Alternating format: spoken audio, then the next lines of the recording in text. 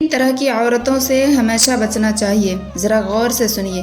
تین طرح کی عورتیں گھر میں بے بہا غربت لاتی ہے۔ ان کی یہ تین عادت گھر کو خوشیوں سے محروم کر دیتی ہے۔ یہ وہ عورتیں ہیں جو اپنے گناہوں کی وجہ سے رحمت کے فرشتوں کو ناراض کر دیتی ہے اور گھر میں ایسی نحوست لاتی ہے کہ خوشحالی دور دور تک نظر بھی نہیں آتی۔ حضرت لقمان حکیم نے فرمایا اگر تم چاہتے ہو کہ تمہارا گھر جنت بن جائے، اگر تم اپنے گھر کو جنت بنانا چاہتے ہو تو ان تین طرح کی عورتوں سے ضرور بچنا۔ یہ وہ عورتیں ہیں جو بادشاہوں کو گدھا بنا دیتی ہے، جو بادشاہوں کو بھکاری بنا دیتی ہے اور سکون کو موت کی نیند سلا دیتی ہے، موت کی نیند۔ ایسی عورتیں گھر کے چراغوں کو بجھا دیتی ہے اور خوشیوں کو ویرانی میں بدل دیتی ہے۔ آپ غور کریں کہ آپ کے گھر میں وہ عورتیں تو موجود نہیں جو یہ تین گناہ بڑے شوق سے کرتی ہے، اور اس لیے آپ کا گھر بھی غربت کی دلدل میں پھنسا ہوا ہے۔ عورتوں کے تین گناہوں کی وجہ سے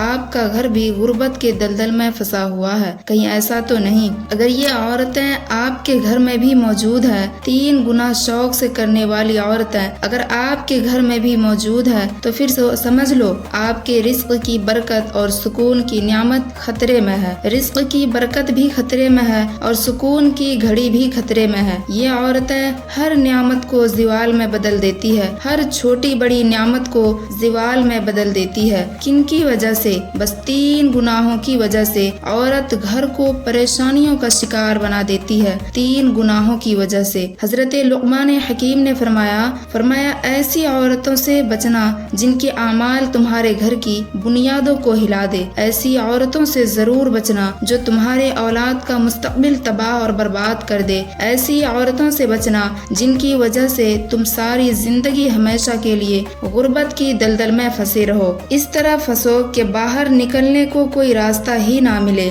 دوستوں، میرے پیاری بہنوں، اگر آپ نے ان باتوں کو نظر انداز کیا جو میں آپ سب کو بتا رہی ہوں تو یاد رکھیے خوشحالی آپ کے دروازے سے بھی ہمیشہ کے لیے دور ہو سکتی ہے۔ اگر آپ لوگوں نے میری باتوں کو نظر انداز کیا، آخر وہ کون سی تین طرح کی عورتیں ہیں جو آنے والے رزق کو ٹھکرا دیتی ہے؟ کون سی تین طرح کی عورتیں ہیں؟ فرمایا نمبر 1، غربت کے دنوں میں اپنے شوہر سے حرام کا تقاضا کرنے والی عورت۔ وہ عورت جو غربت کے دنوں میں اپنے شوہر کو کہتی ہے دولت لے آؤ، کہیں سے بھی لے آؤ، حلال لے آؤ یا حرام لے آؤ، میری ہر چھوٹی بڑی خواہش پوری کرو اور لے آؤ، کہیں سے بھی لے آؤ۔ یہاں پر میں آپ کو ایک دل دہلانے والا واقعہ سناتی ہوں۔ یہ ایک ایسا واقعہ ہے، سننے والوں لاکھوں کروڑوں انسان بھٹکے ہوئے انسانوں کو راہ راست پر لگا دیا۔ یہ ایک ایسا واقعہ ہے، لاکھوں کروڑوں کی زندگی میں انقلاب لانے کا ذریعہ بنا۔ آپ بھی ایک بار ضرور سنیں۔ اب جو عورتیں اپنے شوہر سے حرام کا تقاضا کرتی ہے وہ بھی دل کے کانوں سے سنیں، اور جو غربت میں صبر کے ساتھ اپنے شوہر سے حلال کا تقاضا کرتی ہے وہ بھی ضرور سنیں۔ ایک دن ایک بہتے ہوئے دریا نے قریب کے پہاڑ سے کہا تم ایک ہی جگہ پر کھڑے رہتے ہو۔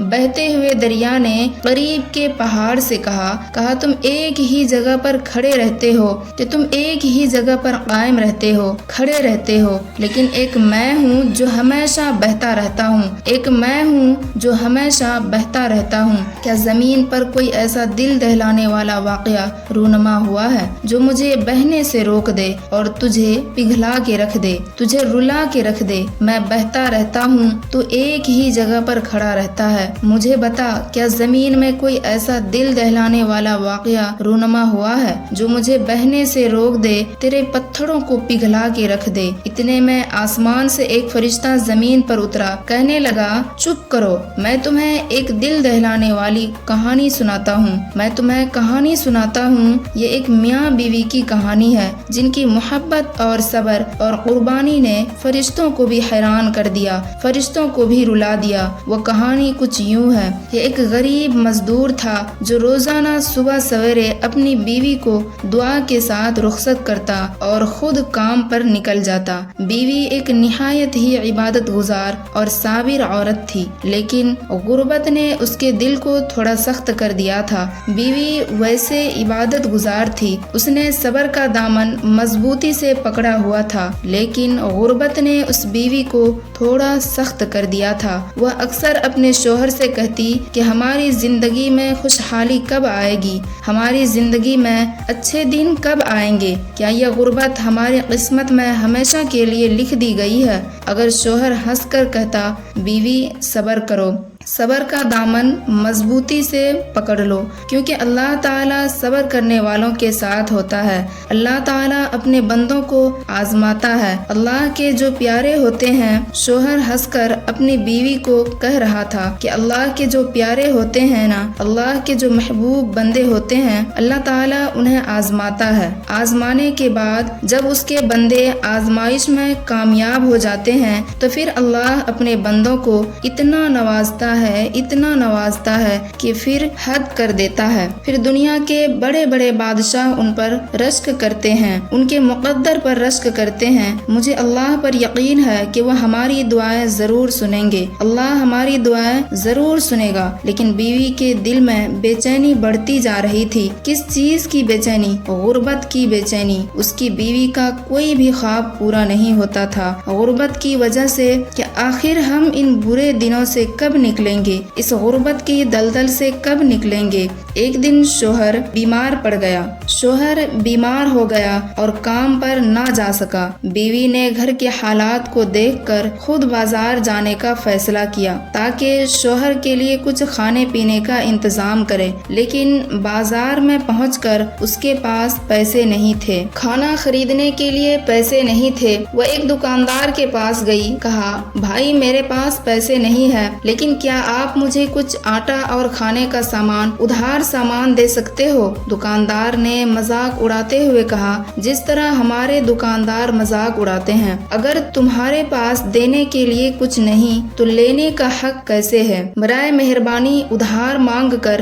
ہمیں شرمندہ مت کرے۔ یہ کہہ کر دکاندار نے اسے خالی ہاتھ لوٹا دیا۔ بیوی دل شکستہ ہو کر گھر واپس آئی، خالی ہاتھ گھر واپس آئی، لیکن اس کے چہرے پر غصے یا بے چینی کے بجائے صبر کے آثار تھے۔ بیوی نے صبر کا دامن مضبوطی سے پکڑا ہوا تھا۔ اس نے گھر پہنچ کر شوہر کے قریب بیٹھ کر کہا، روتے ہوئے کہا، آج میں نے بازار میں اپنی بے بسی کی انتہا دیکھی۔ آج میں نے کسی غیر محرم مرد کے آگے ہاتھ پھیلایا ہے اور اس نے مجھے خیرات نہیں دی، مجھے آٹا نہیں دیا، اس نے ذرا بھی میری غربت پر رحم نہ کیا، ذرا بھی ترس نہ آیا۔ لیکن میں نے یہ سوچا ہے کہ اگر اللہ ہمیں آزمائش میں ڈال سکتا ہے تو وہی اللہ ہمیں اس دلدل سے نکالے گا، اس آزمائش سے ضرور نکالے گا۔ لیکن آج سے میں کسی کو کوئی شکایت نہیں کروں گی، بس اللہ سے مدد مانگوں گی۔ میں جو کچھ بھی مانگوں گی اللہ سے مانگوں گی، میں کسی کے آگے ہاتھ نہیں پھیلاؤں گی، کیونکہ آج میں نے بے بسی کی انتہا دیکھی ہے۔ اسی رات دونوں میاں بیوی مصلے پر بیٹھے پوری رات دعائیں مانگتے رہے، رو رو کر اللہ سے رزق حلال طلب کرتے رہے۔ رات گزر گئی، صبح ہوئی، شوہر کی طبیعت میں کچھ بہتری آئی، شوہر کی طبیعت کچھ بہتر ہوئی تو وہ پھر سے بیوی سے دعائیں لیتے ہوئے محنت مزدوری کی تلاشی کے لیے نکل گیا۔ پورا دن بازار میں بیٹھا رہا مگر اسے کوئی کام نہ ملا۔ پورا دن جب کام نہ ملا تو وہ تھکے قدموں کے ساتھ گھر کی طرف لوٹا، ہاتھ خالی تھا۔ اس کے دل میں ایک عجیب سی بے بسی تھی، عجیب سی بے بسی تھی۔ وہ سوچتا جا رہا تھا کہ اب جا کر میں اپنی بیوی کو کیا کہوں گا، وہ جو دن رات غربت کے بوجھ تلے پریشان رہتی ہے، جو ہر روز مجھ سے امید لگاتی ہے، وہ آج بھی مجھ سے سوال کرے گی۔ کہیں ایسا نہ ہو کہ وہ صبر کا دامن چھوڑ دے، وہ صبر کا دامن چھوڑ دے اور ہماری زندگی مزید آزمائش میں مبتلا ہو جائے گا۔ یہ سوچتے سوچتے اس غریب شوہر کی نظر اچانک ایک جانور پر پڑی جو سڑک کے کنارے مرا پڑا تھا۔ اس کے دل میں ایک خیال سا ابھرا کہ کیوں نہ میں اس مرے ہوئے جانور کا گوشت نکال لوں کہ کم از کم میرے بھوکے پیٹ کا سہارا تو بنے گا۔ بھوکے ہیں، کھانے کے لیے کچھ نہیں، اتنا تو چل جائے گا نا، اللہ معاف کرنے والا ہے۔ وہ غریب شخص مرے ہوئے جانور کے قریب گیا۔ آنکھوں میں بے بسی اور دل میں خوف کا طوفان تھا۔ اس کے ضمیر نے اسے جھنجھوڑا کہ بھوکے مر جا، اللہ کی منع کردہ چیز کو مت کھانا، کسی بھی حال میں مت کھانا۔ اس سوچ کی بنیاد پر اس کے قدم رک گئے، لیکن پھر سے بیوی کی بھوکے چہرے کا تصویر اس کے دل کو موم کر گیا۔ گھر میں بیوی 2 دن کی بھوکی تھی۔ اس نے لرزتے ہاتھوں سے مرے ہوئے جانور کے ٹکڑے نکالے، گوشت کے ٹکڑے نکالے، اپنے تھیلی میں ڈالے اور رات کے سناٹے میں سر جھکائے اپنے گھر کی طرف روانہ ہوا۔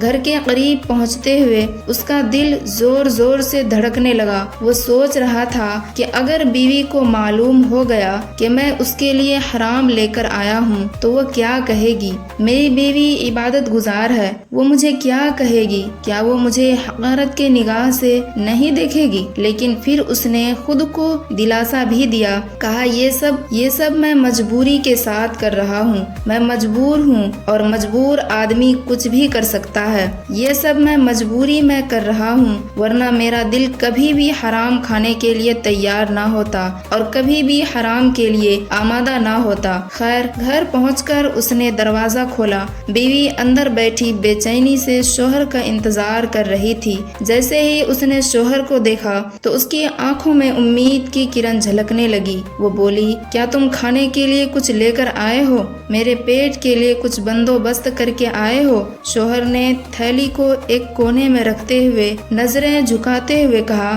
ہاں لایا ہوں، یہ اٹھا لیجئے، پکا لیجئے۔ بیوی نے خوشی سے گوشت نکالا، اسے دھویا، ایک دیگچی کے اندر ڈالا، چولہے پر دیگچی رکھی، نیچے آگ جلا دی۔ چند لمحے کے بعد جب دیگچی کا ڈھکن ہٹایا تو دیکھ کر حیران رہ گئی کہ دیگچی کے اندر گوشت کی جگہ خون ہی خون ہے، دیگچی کی جگہ خون ہی خون ہے اور اس خون سے حرام کی بدبو آ رہی ہے اور دیگچی کے اندر خون ہی خون ہے۔ اور بیوی کی آنکھیں حیرت اور خوف سے پھٹی کی پھٹی رہ گئی اور ہاتھ لرزنے لگے۔ اس سے بو برداشت نہ ہوا، وہ فوراً دیگچی لیے شوہر کے پاس پہنچی۔ وہ شوہر جو صحن کے کونے میں چپ چاپ بیٹھا رو رہا تھا، اس کے پاس آ کر کہا، مجھے سچ بتانا کہ یہ گوشت کہاں سے لائے ہو، گوشت کہاں سے لائے ہو، حقیقی چھپانا مت، مجھے سچ بتانا۔ شوہر نے نظریں جھکا لی، اس کے چہرے پر شرمندگی کے سائے تھے۔ لرزتی ہوئی آواز میں اس نے کہا،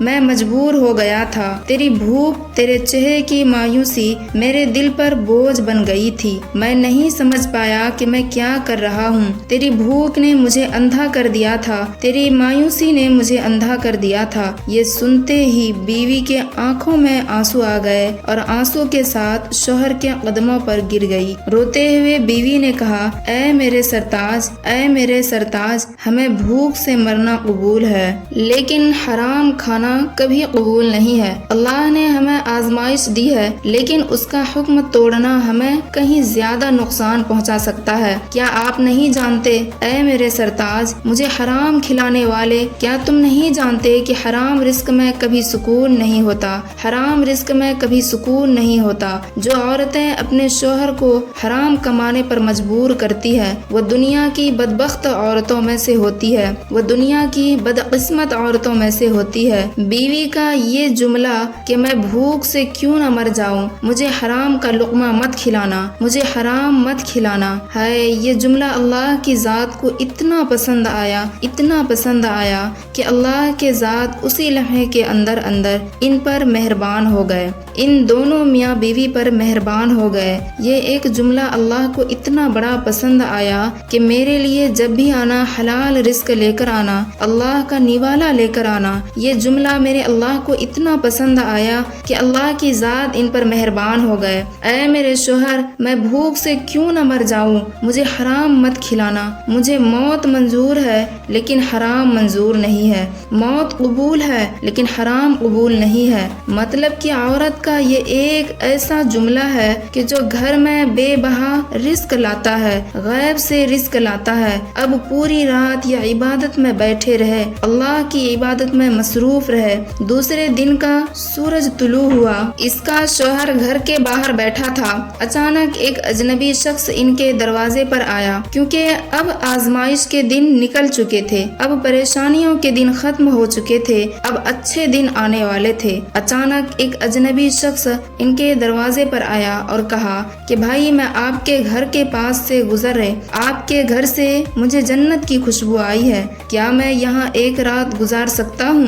جنت کے اندر مجھے ایک رات گزارنے دو گے؟ کیا میں ایک رات گزار سکتا ہوں؟ یہ بات سنتے ہی یہ غریب شخص پریشان ہو گیا کہ اگر میں نے مہمان کو اپنے گھر بٹھا دیا تو ظاہر ہے کھانا بھی کھلانا پڑے گا، پانی بھی پلانا پڑے گا، جبکہ ہمارے گھر میں روٹی کا ایک ٹکڑا بھی موجود نہیں، سوکھی روٹی کا ٹکڑا بھی موجود نہیں ہے، ہمارے اپنے کھانے کو نہیں ہے، مہمان کو کیا کھلائے؟ بیوی نے کہا تم پریشان مت ہو، مہمان کو اپنے کمرے کے اندر بٹھاؤ، مہمان کو اندر جگہ دو، کمرے کے اندر بٹھاؤ، اور یہ لو میرا ایک لباس، یہ لو میرا ایک کپڑا بیچ کر مہمان کے لیے کھانے پینے کا بندوبست کرو۔ شوہر نے ایسا ہی کیا، اجنبی شخص نے وہی رات گزاری اور صبح جاتے وقت ایک تھیلا دیا۔ غریب کو اجنبی نے صبح کو جب نکل رہے تھے تو اس نے غریب کو ایک تھیلا دیا اور ساتھ میں کہا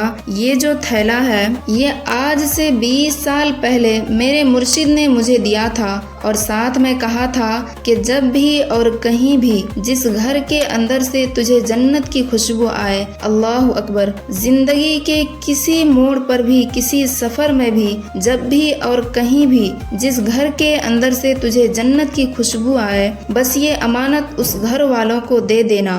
اس جنت کے اندر جو لوگ رہائش پذیر ہے، یہ امانت اس گھر رہنے والوں کو سپرد کر دینا، یہ امانت اس جنت کے اندر رہنے والوں کو دے دینا۔ لہٰذا اس نے کہا بھائی یہ لیجئے آپ کی امانت اور مجھے اجازت دیجئے، میں یہاں سے جا رہا ہوں۔ وہ تھیلا دے کر امانت اس کے سپرد کر دیے، مہمان وہاں سے چلا گیا۔ جب شوہر اور بیوی نے تھیلا کھولا تو دیکھ کر حیران رہ گئے کہ اب اس میں سونے اور چاندی کے سکے بھرے ہوئے تھے۔ اب مشکل وقت ختم ہو چکا تھا، اب آگے آسانیاں ہی آسانیاں تھی، کیونکہ ہر مشکل کے بعد آسانی ہوتی ہے۔ تھیلا سکوں سے بھرا ہوا تھا اور وہ سکے چاندی کے نہیں تھے، وہ سکے سونے کے تھے۔ میرے بہنوں، یہ واقعہ ہمیں سبق دیتا ہے کہ جو عورتیں ہمیشہ اپنے شوہروں سے حلال کا تقاضا کرتی ہے وہ اپنے زندگی میں اچھے دن ضرور دیکھتی ہے۔ قسم ہے اللہ کی، ایسی عورتیں اپنی زندگی میں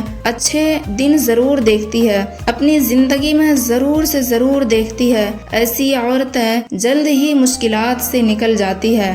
آج ہمارے معاشرے کے ہر ایک عورت پریشانی کے دلدل میں کیوں پھنسی ہوئی ہے پتہ ہے؟ صرف اس لیے کہ یہ عورت حلال اور حرام کی تمیز نہیں کر رہی ہے، اس لیے حلال اور حرام کے بارے میں بتا ہی نہیں سکتی، اور انہیں حلال اور حرام کے بارے میں کچھ پتا ہی نہیں ہے، اس لیے تو اس کے گھر میں پریشانیوں کے علاوہ اور کچھ بھی نہیں ہے۔ تو فرمایا اگر تم اپنے گھر میں بے بہا رزق لانا چاہتے ہو، غربت اور پریشانیوں سے بچنا چاہتے ہو، تو اپنے شوہر سے حلال کی ڈیمانڈ کرو، حرام سے بچو، پھر دیکھنا کیسے تمہارے گھر میں خوشحالی آتی ہے، پھر دیکھنا تمہارے گھر میں رزق کی بارش ہوتی ہے۔ گھر کا رزق ختم کرنے والا جو دوسرا گناہ ہے وہ ہے تکبر۔ تکبر چاہے مال کا ہو، چاہے دولت کا ہو، حسب کا ہو، نسب کا ہو، انسان کو تباہ و برباد کر کے ہی دم لیتا ہے۔ تیسرا گناہ ہے مال کے ہونے کے باوجود بھی جو عورتیں دروازے پر آئے کسی سائل کو روٹی نہیں دیتی، کسی ضرورت مند کی ضرورت کو پورا نہیں کرتی، جو عورت فقیر کو خیرات نہیں دیتی، مال بھی ہے، دولت بھی ہے، اللہ نے سب دیا ہے، پھر بھی غریب کی مدد نہیں کرتی، ایسی عورت بھی زندگی میں اچھے دن نہیں دیکھ سکتی۔ اللہ ہم سب کو ان گناہوں سے بچائے، ہم ماؤں بہنوں کو بچائے۔